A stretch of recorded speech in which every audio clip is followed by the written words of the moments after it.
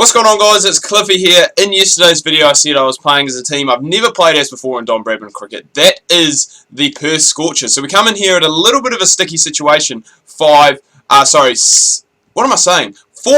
55. Make that 4 for 56 after 7.4 with a little bit of work left to do. I'm not sure who we're batting with at the moment, but Adam Voges. So Mitchell Marsh obviously got out for not many. So we're just going to go and try and, I guess, really try and work it around. Give Voges the strike, obviously, and see what we can get. I mean, there's still a lot of time left to bat. Still 12 overs left to go. So, very interesting to see what will happen. Remember, batting isn't really, I guess, our strong point at the moment in this save. It really is more about the bowling. But I just thought it'd be nice to go and show a bit of T20 batting. Maybe we can go out and score some quick runs or something like that, especially with the spinner on now. So, it is going to be... It's interesting because we don't really have anywhere to go. Like, deep mid-wicket is probably the place we want to go. It's just a nice wee chip down the ground. That's what I need to do more often. Just those wee chips down the ground, past the bowler, into the outfield that you can go and sneakily come and pick up two from. But the timing, obviously, not there whatsoever. So we're going to have to be careful with that. Just going forward, because that is a shocking shot. And there is, like as I said, in this career, there is a lot of work to be done on the batting, especially the T20 batting side of things. We've excelled pretty well in the one-day format and T20s just with going and getting starts. With one-days and test matches, just with going and getting starts and then getting a little more... bit more aggressive from there, but getting aggressive from the get-go like we've tried to do today, it doesn't seem to quite work for us, so it will be interesting. And I thought I'd better do some batting as well, because I mean, this Perth Scorchers side, obviously a lot of bowling talent. Kuntanal, who's been called into the Australian side recently, Mitchell Marsh is in there obviously playing at 5, so he's going to probably get a bowl as well. Don't know how I've gone and missed that one, but I have. So you got Mitchell Marsh, there's Hogg, there's Bear, there's Alfonso Thomas, the overseas player. So, as I said, plenty of batting. Oh, that's a good shot.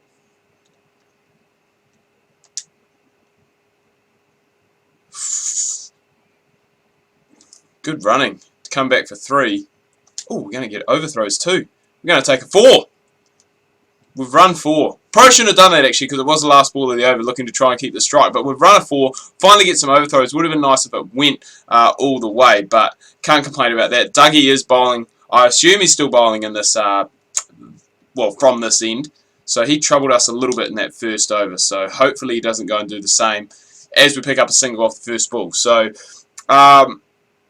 obviously not really too much going on. The Australia-New Zealand series, pink ball day-night test match is finished. That's done and dusted. Both teams are heading into new series now. So I know the Black Caps have a series against Sri Lanka. So test series, I think that starts on the 10th. And I think Australia are playing the West Indies on the same day. I think the 10th is when they start too. So test cricket for both sides, obviously, after the pink ball. So it'll be interesting to see how both those sides go. Obviously, a few changes made to the Australian side in regards to their bowlers. Kuntanal, as I said, has just been recently called up. Probably the bowling formula I think they're going to go with. Probably Hazelwood, Siddle, and probably James Pattinson, I would say. I think Kuntanal will probably still sit on the bench. And Scott Bolland as well from Victoria. He's a guy on standby because Siddle apparently had a bit of back soreness and all that stuff. So Bollinger is ripping it up today. He's got 3 for 8 so far. And now we're going to have to go and bat with the tail. So this is going to be interesting to see how things go on here. Obviously 5 down now, so we do have a little bit of batting left to come, but not too much. So we'll have to wait and see. And I was actually trying to figure out whose place I have taken in the side, but I think I've figured it out. I think I've taken Ashton Agar's side. Place, sorry, in the team. Mitchell Marsh at 5. Man, if you had Agar in the side as well, you are like stacking your side with all-rounders. I mean, you've got obviously Kuntanal. I'm not sure who's coming in at 8. I think it's Behrendorff maybe, who I wouldn't really class as an all-rounder, but a bit more of a just like a big hitter, slog hitter kind of thing.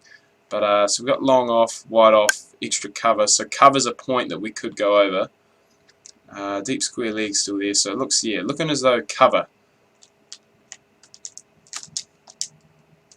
Jesus, man. This is what happens when you try and slog with a player who doesn't have the greatest batting skills from the get-go. You just get nothing. And I don't think I just don't seem to have the timing or the power.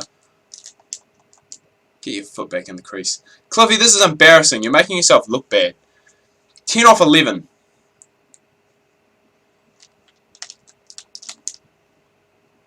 There you go. We'll give the strikes Kuntanao. At least he seems to be able to do something at the moment. He's 4 off 2, so striking a lot better than us.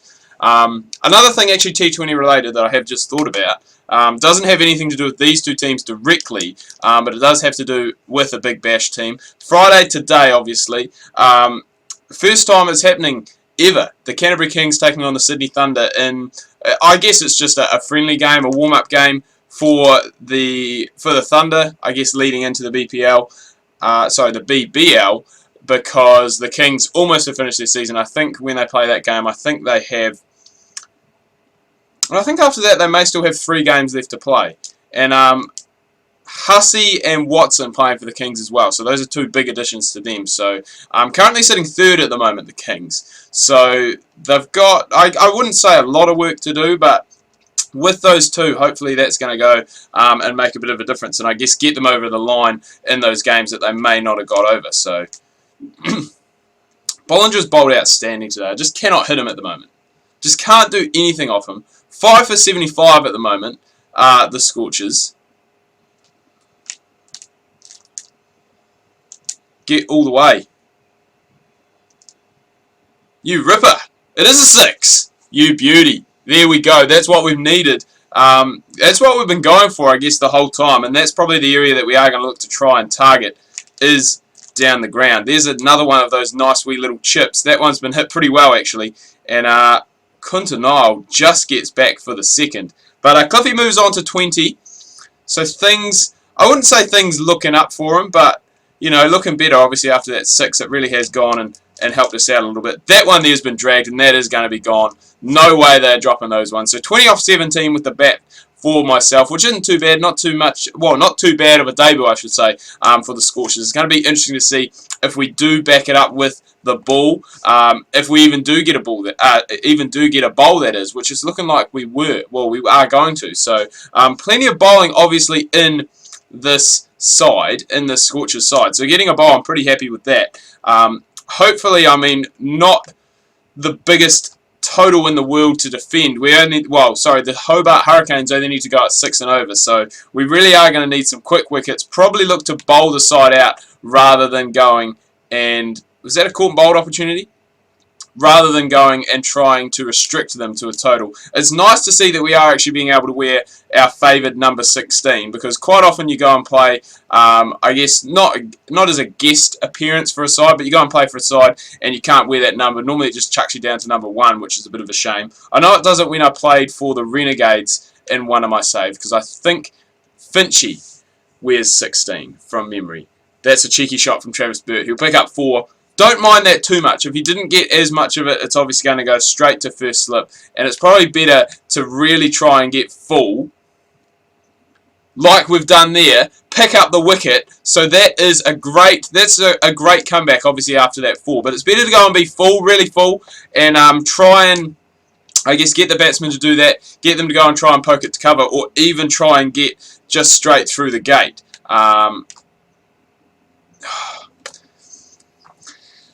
Those shots are just annoying. They really annoy me, especially in the power play overs, because that is basically the only shot. That's like the go-to shot for the AI. It's basically what they always play. So a wicket, but 8 off the first over. And we've got another one as well. So, I mean, wickets are tumbling here. 3 for 17 now. So, you know, still in with a very good chance of going and possibly getting a little something out of this game. 3 for 17. That's good. We just got to keep up the pressure. Hopefully get another wicket here. A wicket in our first over. Pretty happy with that. Shob Malik's still in though. He's the danger man. He, I think, almost single-handedly won the T20. When was it? It must have been Tuesday morning New Zealand time, I think. The third T20 between England and Pakistan. He almost single-handedly won it with Shide Afridi. Got it, I think, to a super over. We did get it to a super over. And then Chris Jordan just bowled absolutely outstanding. I think he only went for 3. Picked up a wicket as well. I think he bowled just like 6 almost perfect Yorkers in and over. And basically, I think I think he only went for 1. I think the other 2 were possibly buys or league buys. So a very good over from a guy who isn't really considered much of a T20 bowler. So he's done very well there, and we're doing pretty well here as well. We're almost channeling out in a Chris Jordan at the moment by going and bowling all these Yorkers. We've had 6 bang on the dot that have gone to either the man at mid-on or mid-off or have beaten the outside edge. So that's a pretty good pitch map, and that is a maiden as well, so that's what we want. Still 3 for 17, so maybe the pitch not quite as good for batting on as expected. So we're just going to stick with this field placing. They're going at the required run rate at the moment. That's probably going to go just for 1, so we'll take that, just the single. Not a maiden, but I mean not the end of the world, just a 1. Mascarenhas comes on strike now, who is actually New Zealand bowling coach at the moment, so that's a nice wee fun fact for you if you didn't know that already. But as you can see, Mascarenhas does look like the guy who isn't struggling, but I mean he's 1 off 8. He's not finding it as easy as Shoaib Malik, who is 18 off 8 at the moment, so we've got to try and keep him off strike as much as possible. Remember, after this we do only have 1 over left, so we've been used up very early on. And that may be why, because we've just gone and knocked Mascarenhas' off stump out of the ground. Absolutely beautiful from Cliffy, picking up his 2nd wicket. So not too bad of a debut for the Scorchers so far. Obviously picking up that 20 with the bat, thanks to that 6 off Dougie Bollinger. And we now have 2 for 9 off 2.5 overs? Yeah, 2.5 overs. So, and that is pretty good considering we have bowled entirely in the power play as well. So I think if we can get rid of Shoaib, that we are going to be in with a bit more of a chance. We've got Ben Dunk trying to play an outrageous shot, 2nd ball. And there's another one for Cliffy. So 3 for 9, being this has been a very promising debut so far for us. So I was going to say, where's James Faulkner?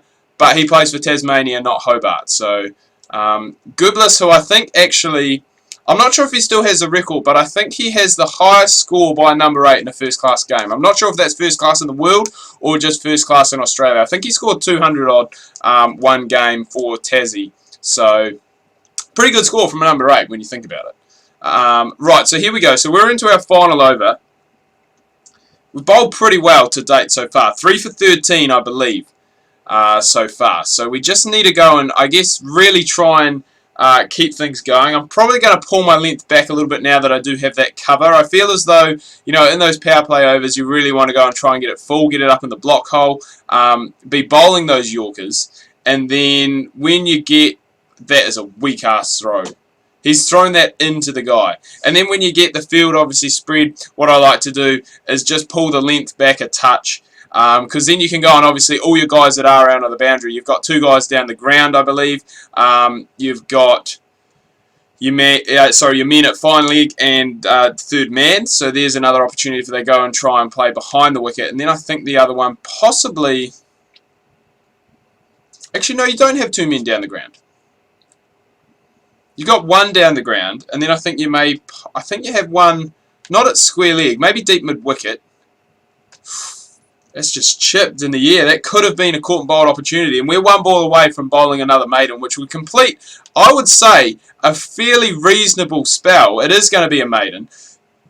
3 for 13 off 4 overs, which includes 2 maidens and 3 overs in the power play. So we're pretty happy with that. We're going to simulate to the end of the game, see if the rest of the guys can go and get the job done. Because that would be a great way to start off the BBL, which it is. We pick up the win. I get man of the match. Highest score with the bat of 20 and 3 for 13. What a way to start the Big Bash League for Cliffy. Anyway, guys, I'm going to wrap this video up here. Do hope you've enjoyed it. If you have, please remember to leave a like. If you are new, please do subscribe. Make sure you check out my Facebook and Twitter. Links that can be found down below in the description. Hope you guys have had a good week. Thanks for watching. Make sure you tune in tomorrow. We've got some more Rugby League Live 3 carrying on with the Eels in the 9s. Make sure you do not miss that.